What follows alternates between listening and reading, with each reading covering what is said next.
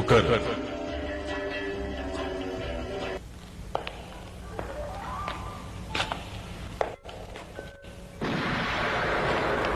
என் instructions follow பண்ணாம எதுக்காக பகல் நேரத்தில் வந்திருக்க?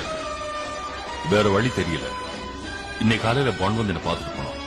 எனக்கு தெரியும். அவனை கொல்ல சொல்லி ஏற்கனவே எங்க ஆளுங்களுக்கு ஆர்டர்ஸ் கொடுத்துட்டாங்க.